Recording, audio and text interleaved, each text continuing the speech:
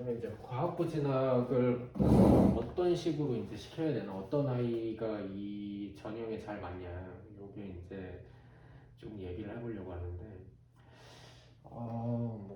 여기 앞에 이제 진상과고가 있다 보니까 과학고를 희망하는 아이들이 이제 어렸을 때부터 꽤 있어요.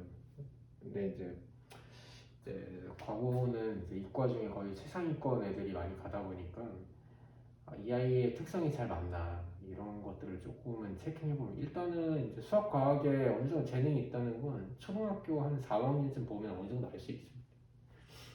근데 그때부터 이제 체계적으로 훈련을 받아서 이제 하는 경우도 있고, 체계적으로 받지 못하고 나중에 하는 경우도 있는데, 일단은 이제 공부 양이 굉장히 많아야 되기 때문에 지속적으로 그 공부 양을 해서 그 해결을 해야 돼요.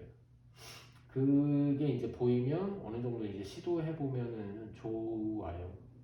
그리고 이제 뭐 재밌다, 그거 이제 관심이 좀 있다, 이것도 어느 정도까지는 되지만 이제 초등학교 뭐 중학교 1학년 때까지 재미만으로 공부를 할 수는 없거든요. 싫어도 해야 되는 시기가 굉장히 중요한데, 그런 경우에 의지가 꽤 있어야 돼요. 이 정도 내가 할 수 있어, 이런 식의 이제 좀 넘어가는 경우가 좀 있어야 되는데, 그러다 보니까 여자애들이 이런 의지를 갖고 이제 감정을 이제 무시하고 이제 지나가야 되는 상황에 좀 취약하거든요. 과거에 보면은 남자애들이 훨씬 더 다수에 있죠. 네, 그런 것들이 여기서 이제 좀 중요합니다. 그리고 과거에서 좀 어려워하는 것들이 어떤 것들이 있냐면은,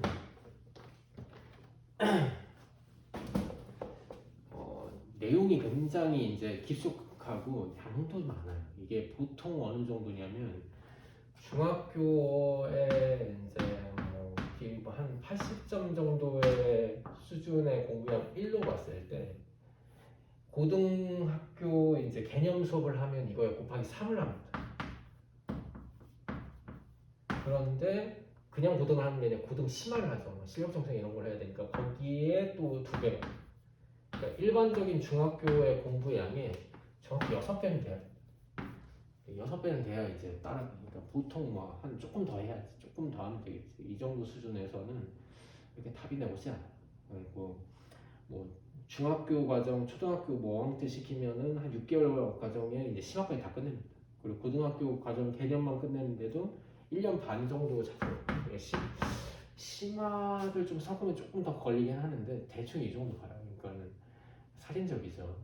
기본적으로 어느 정도는 그냥 조금 해보면 되겠다는 수준에서는 절대 따라갈 수가 없습니다.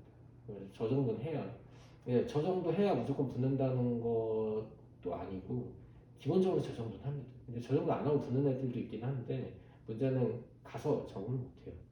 그래서 거기에서 이제 맞춰서 하려면 어느 정도 일반적인 수준에서 하는 공부 양을 해야 됩니다. 그게 제가 보기엔 한 5배에서 6배 정도.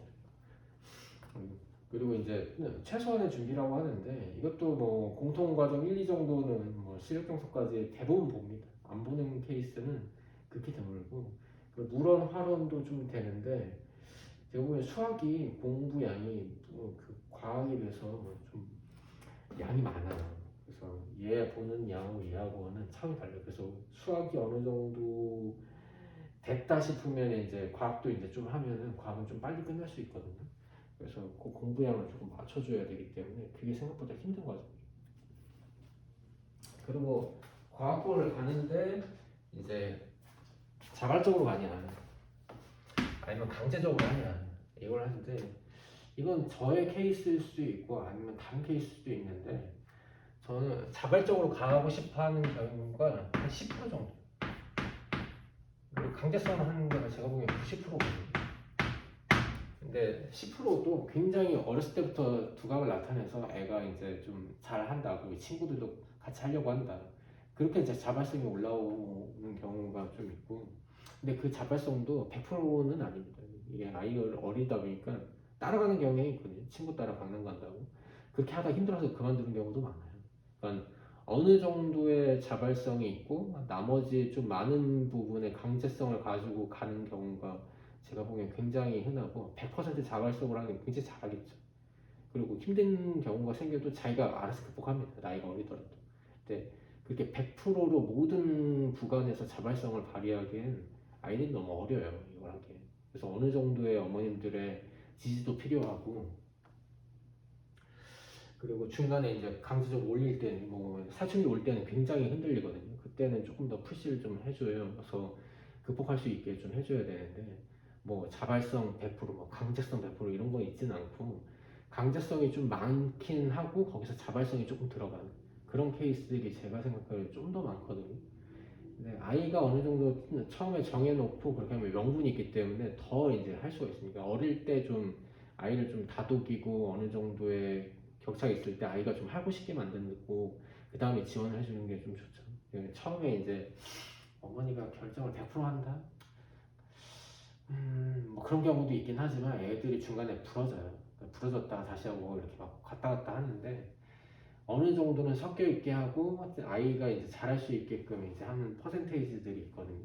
그런 걸 이제 잘 해주는 게 어느 정도 좋다는. 그러니까 자발성, 뭐 강제성 이게 100%다 이런 건 아니고, 강제성이 조금 더 많이 포함된 자발성이 조금 더 제가 보기에는 많지 않나. 예. 그래서 이제 밑에 얘기하는 게 초등학교 저학년, 고학년, 뭐 고학년도 마찬가지인 것 같아요. 저학년 때문에 그런가요?